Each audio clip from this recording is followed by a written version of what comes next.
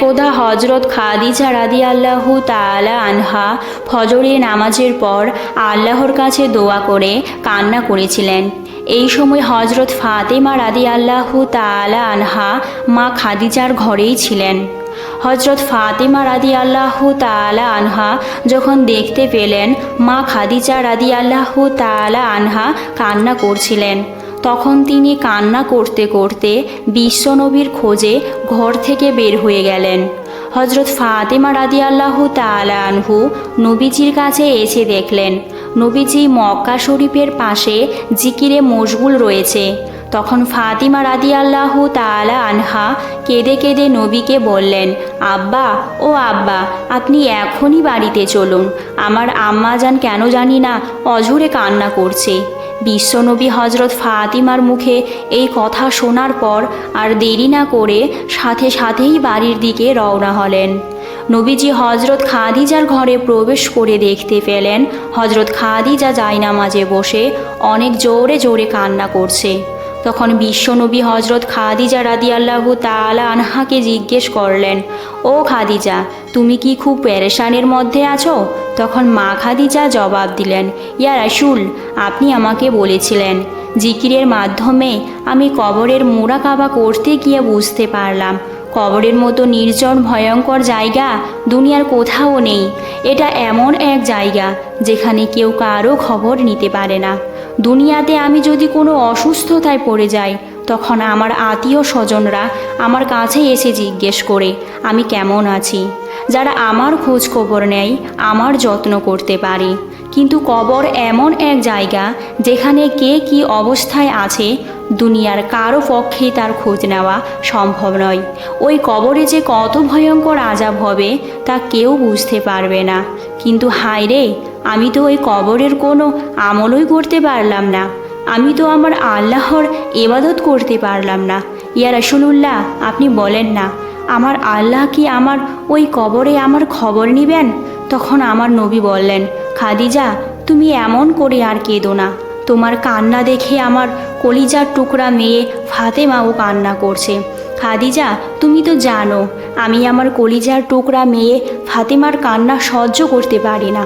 তখন খাদিজা বললেন, হে রাসূলুল্লাহ, আপনি আমার জন্য দোয়া করুন যাতে আমি এই কান্না অবস্থায় কবরে যেতে পারি। তখন বিশ্বনবী বললেন, খাদিজা, আমি তোমার জন্য আল্লাহর দরবারে দোয়া করব যাতে তোমার কবরে আল্লাহ সব কিছু সহ্য করে দেন। তখন খাদিজা আবার নবীকে উদ্দেশ্য করে বললেন, ইয়া রাসূলুল্লাহ, আপনি যদি আমার 3টি প্রশ্নের জবাব দিতেন তাহলে আমি মরেও প্রাণে শান্তি পাইতাম। বিশ্বনবী বললেন, খাদিজা, তোমার কি 3টি প্রশ্ন বলো আমাকে। হজরত খাদিজা তখন বললেন, ইয়া রাসূলুল্লাহ, প্রথমত আমি দুনিয়া থেকে বিদায় হয়ে যাওয়ার পর আপনি আমার জানাজার নামাজ পড়াবেন। দ্বিতীয়ত আমাকে কবরে রাখার আগে আপনার গায়ের জামা আমাকে পরিধান করিয়ে দিবেন যাতে করে কবরের দুপাশের মাটি আপনার জামার বরকতে আমাকে চাপ দিতে না পারে।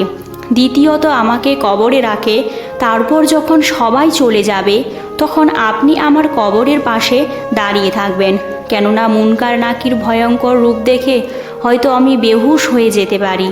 তখন হয়তো বা আমি জবাব দিতে ভুল করতে পারি। যদি আমার কোনো জবাবে ভুল হয়ে যায় তখন আমার সেই জবাব আপনি আমার পক্ষে দিয়ে দিবেন।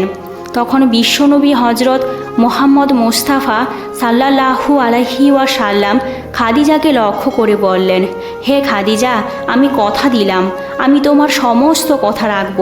তখন খাদিজা নবীজির মুখে এই কথা শুনে অত্যন্ত খুশি হলেন। মা খাদিজা বুঝতে পারলেন হয়তো আমি আর বেশি দিন বাঁচব না, হয়তো অল্প সময়ের মধ্যেই আল্লাহর ডাকে সাড়া দিয়ে এই দুনিয়া ছেড়ে চলে যেতে হবে। যেখানে রাজা বাদশাহ ফকির ধনী সকলে গিয়েছে, কেউ এই দুনিয়াতে থাকতে পারে না, সবাইকে চলে যেতে হবে। তখন খাদিজা বিশ্বনবীকে কাছে ডেকে বললেন, ইয়া রাসূলুল্লাহ, আমার মনে হয় আমি অল্প সময়ের মধ্যেই এই দুনিয়া ছেড়ে চলে যাব। ওগো আমার প্রাণের স্বামী, কেয়ামতের আগে আপনার সাথে আমার আর দেখা হবে না। আমি দীর্ঘ 25 বছর আপনার সাথে ছিলাম, এই সময় অনেক ভুল ত্রুটি আপনার কাছে করেছি, আপনি আমাকে নিজ গুণে ক্ষমা করে দেবেন। আর আমার কলিজার টুকরা মেয়ে ফাতেমাকে আল্লাহর কাছে সোপর্দ করে গেলাম। আপনি তার দিকে দৃষ্টি রাখবেন। এই সময় হজরত খাদিজার কথাগুলো শুনে বিশ্বনবীর চোখ দিয়ে পানি গড়গড় করে পড়তে লাগলো। নবীজি বারবার রুমাল দিয়ে তার চোখের পানি মুছতে লাগলো। তখন নবীজি খাদিজাকে বলল, ও খাদিজা, তোমার কি খুব কষ্ট হচ্ছে? তখন খাদিজা বললেন, হে প্রিয়। তখন নবী বললেন, খাদিজা, তোমার এই কষ্টের বিনিময়ে আল্লাহ তোমাকে অনেক বেশি পুরস্কার দান করবেন। খাদিজা, তুমি জেনে রাখো, বেহেশতের মধ্যে তোমার জন্য আল্লাহ রাব্বুল আলামিন বিশেষভাবে বালাখানা তৈরি করে রেখেছেন। আর তুমি যখন এই দুনিয়া ছেড়ে ওই দুনিয়ায় গমন করবে, তখনই তুমি জান্নাতের মধ্যে গিয়ে দেখতে পাবে তোমার জন্য সেখানে অপেক্ষা করছে বিবি মরিয়ম, বিবি হাজেরা এবং বিবি আসিয়া। তুমি তাদের সাথে গিয়ে সাক্ষাৎ করবে। তুমি জীবনের শেষ মুহূর্তে আরও একবার প্রাণ ভরে কালিমা পাঠ করো। তখন খাদিজা প্রাণ ভরে কালিমা পাঠ করলেন, লা ইলাহা ইল্লাল্লাহু মুহাম্মাদুর রাসূলুল্লাহ। সঙ্গে সঙ্গে হজরত খাদিজা আল্লাহর পবিত্র আত্মা ত্যাগ করে আল্লাহর জান্নাতে চলে গেল। ইন্না নিল্লাহি ওয়া ইন্না ইলাইহি রাজিউন। বিদায়কালে হজরত খাদিজার বয়স ছিল প্রায় 65 বছর। তিনি পবিত্র রমজান মাসের 10 তারিখে শেষ নিঃশ্বাস ত্যাগ করেন। তার বিদায়ী সংবাদ ছড়িয়ে পড়ল চারিদিক থেকে। জননীকে শেষবারের মতো দেখতে আসেন এবং সবাই কান্নায় ভেঙে পড়েন। তার বিদায়ে গোটা আরব জাতি শোকে কাতর হয়ে গিয়েছিল। অতঃপর বিশ্বনবী খাদিজার কথা অনুযায়ী জানাজা শেষ করে তার নিজের গায়ের জামা হজরত খাদিজার গায়ে পরিয়ে দিলেন। অতঃপর বিশ্বনবী জান্নাতুল মুআল্লা নামক স্থানে নিজ স্থানে হজরত খাদিজার লাশ কবরে নামালেন। হাদিস শরীফে বর্ণনা অনুযায়ী জানা যায়, যখন হজরত খাদিজা রাদিয়াল্লাহু তাআলা আনহা কবরে রেখে সবাই বাড়িতে চলে গেল, তখন বিশ্বনবী হজরত খাদিজার কবরের পাশে দাঁড়িয়ে দাঁড়িয়ে কান্না করছিল এবং তার সমস্ত শরীর দিয়ে ঘাম বের হচ্ছিল। অনেক রাত হয়ে গিয়েছিল। এমন সময় গায়েবী আওয়াজ হলো।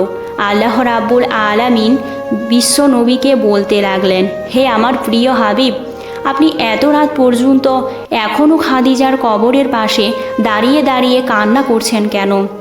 তখন নবীজি বললেন, হে আমার মাবুদ, আমার খাদিজা আজকে কবরে শুয়ে পড়েছে আর আমি এখানে দাঁড়িয়ে আছি।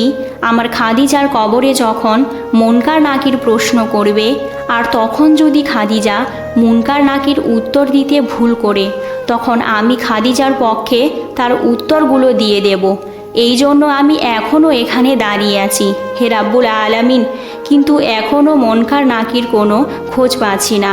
তখন আমার আল্লাহ রাব্বুল আলামিন গায়েবে নবীকে জানিয়ে দিলেন, হে আমার প্রিয় হাবিব, আপনি বাড়িতে চলে যান। খাদিজার প্রশ্নের উত্তর আপনাকে আর দেওয়া লাগবে না। খাদিজার প্রশ্নের উত্তর খাদিজা দুনিয়াতেই দিয়ে এসেছে।